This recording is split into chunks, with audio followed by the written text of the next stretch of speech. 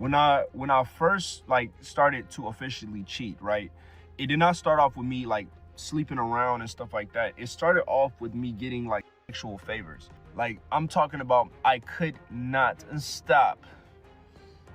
I couldn't even be trusted with like $50. That's how bad it was. Like you know how people have like gambling problems? I had a problem when it came to Asian massage parlors. The self-destructive tendencies.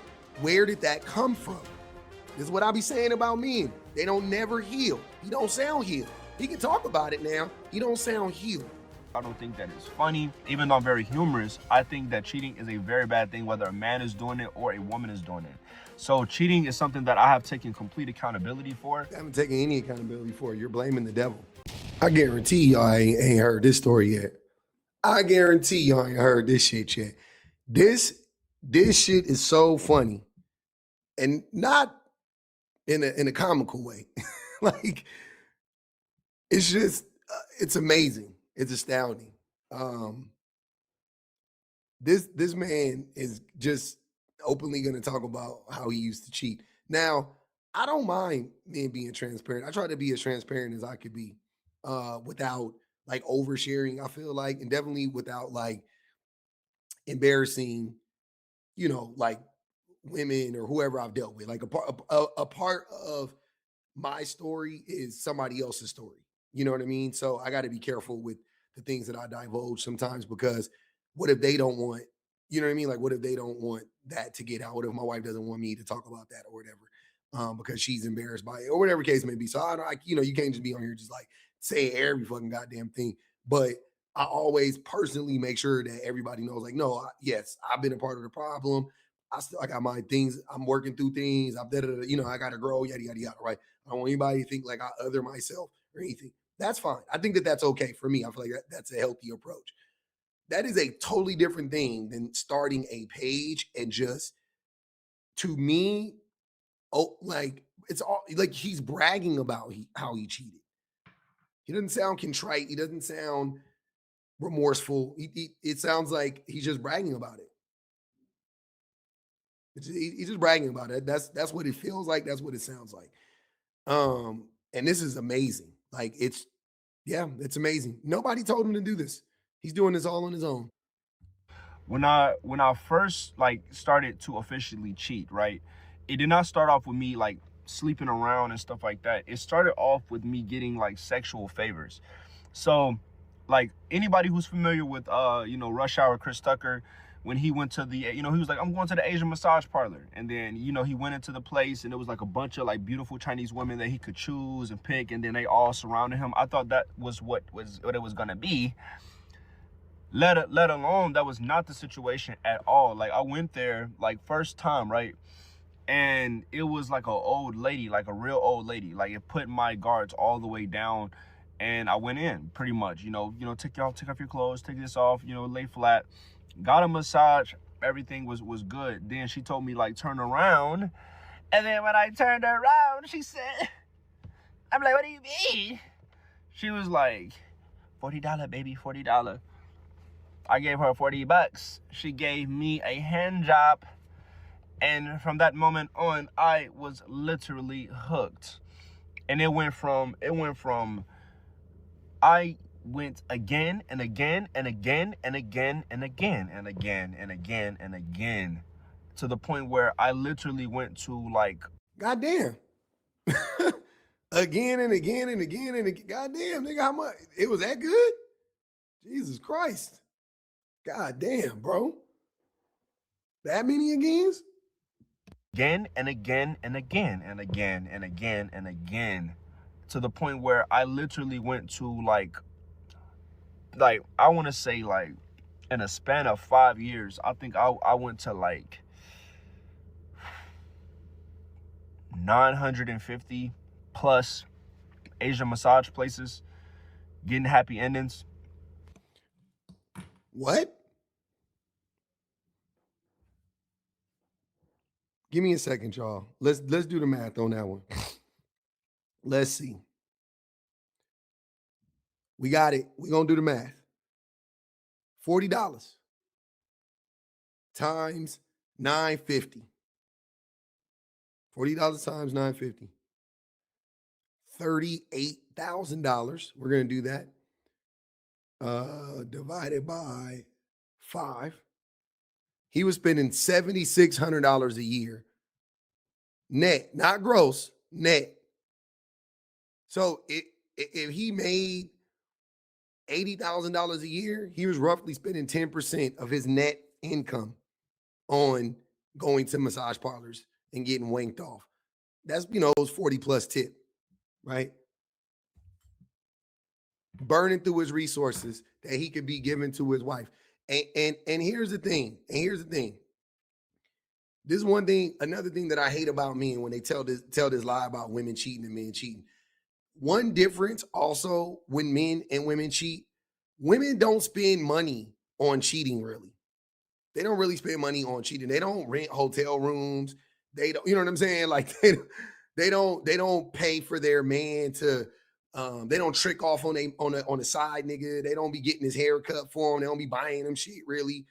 They really don't. That's not, you know what I'm saying? Like usually they just be fucking and the nigga be buying her shit, or he gonna be buying her nothing either, but he be paying for the hotel, he be paying for the dates, he be doing all of that shit. Men not only will cheat physically and emotionally, he be cheating financially. That's financial abuse. Taking away 10% of your income, and I'm just making up a number. It probably was more than that.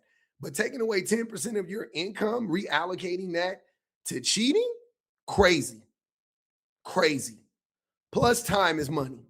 How many hours did you spend collectively in those parlors? Right? That's money too. Because you could have been working overtime. You could have been, you know what I'm saying, getting a license that y'all love to talk about. You got to level up. You got to get HVAC license, whatever the fuck you were taking time away from your family, from your wife. On top of all of that. So I don't want to hear how men and like women, it hurt more when women cheat. No, it's worse. Men are the worst at everything. Everything we do is worse. We do it worse. That eventually led to like escorts and like other stuff like that deepened. It deepened like I'm talking about. I could not stop. I couldn't even be trusted with like $50. That's how bad it was. Like you know how people have like gambling problems? I had a problem when it came to Asian massage parlors. It was bad. The moment I would get, even if we had like a Christmas party at work, oh, you drivers, you want $50.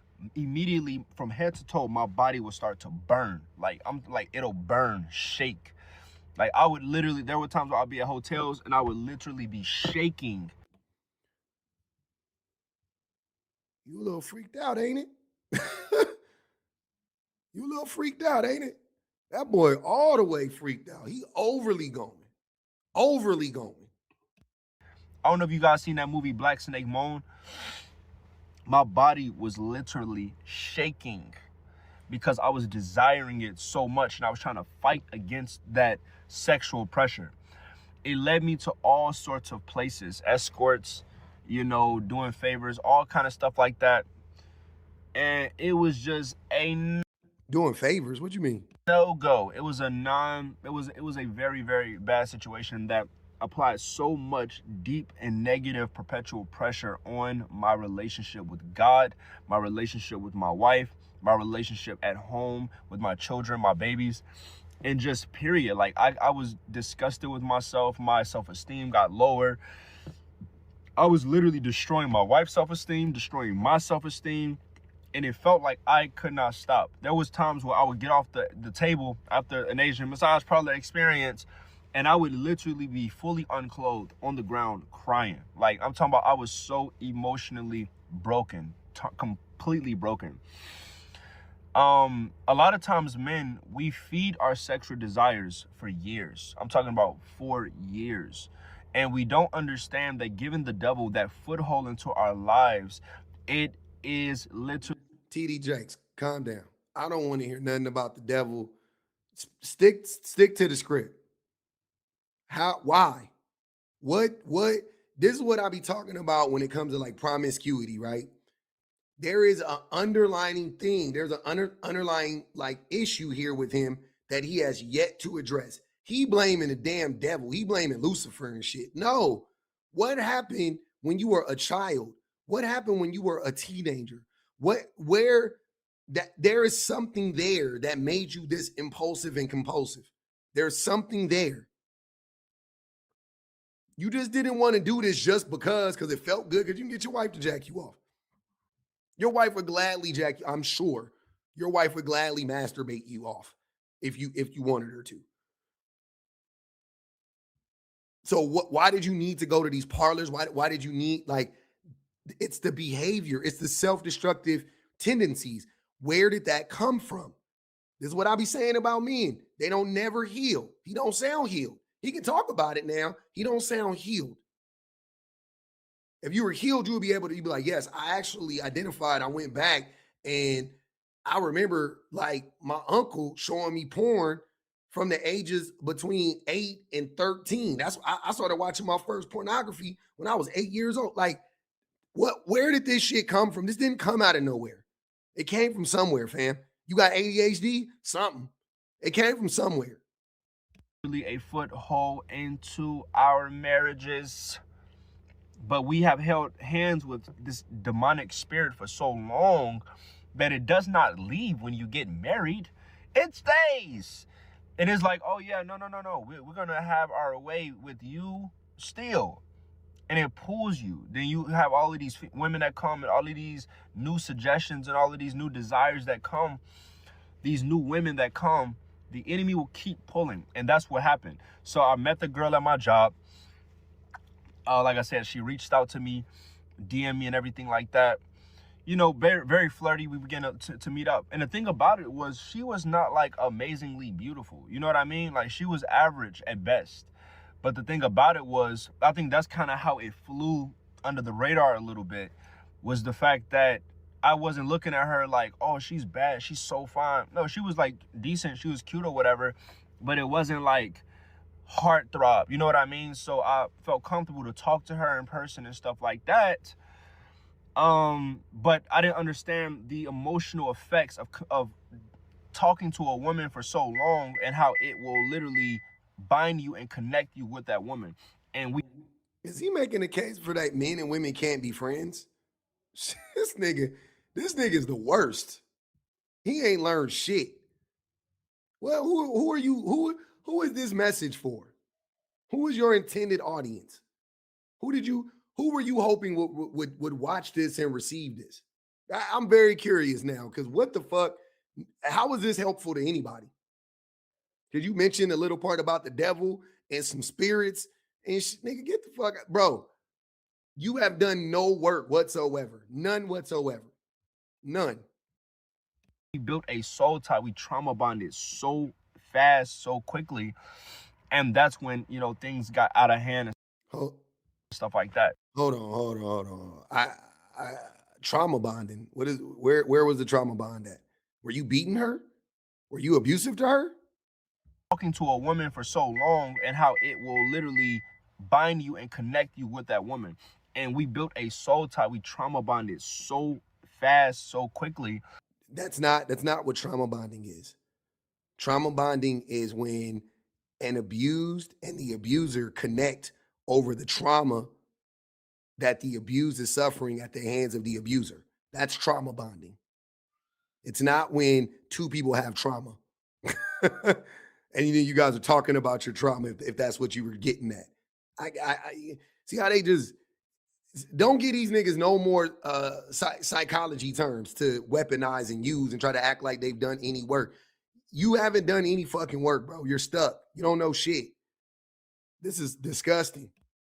And that's when, you know, things got out of hand and stuff like that.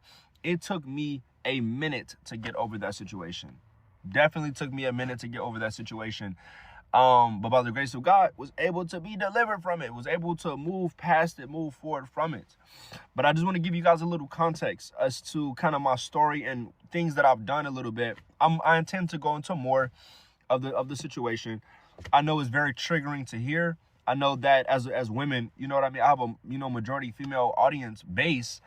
But if you can take any sort of value from my story, and if you can, you know, learn anything. So this story is for women?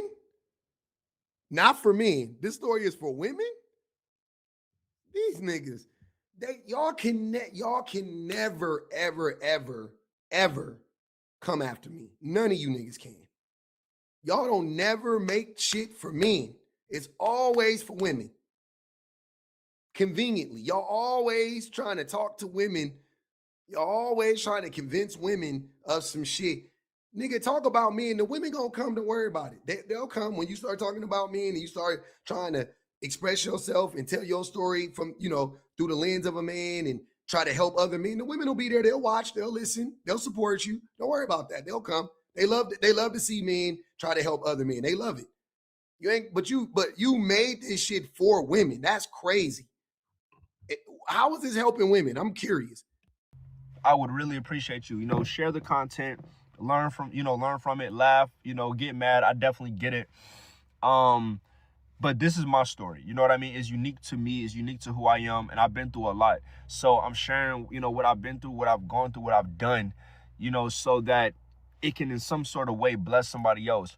And in the midst of it, Jesus never left me. Like, even when I was at the mistress house and everything like that, I remember I would be in a bathroom crying and speaking in tongues, like, and praying, like, literally, like, asking God to help me, like, in those situations. The whole time, my wife never stopped praying for me. She never stopped, interceding for me.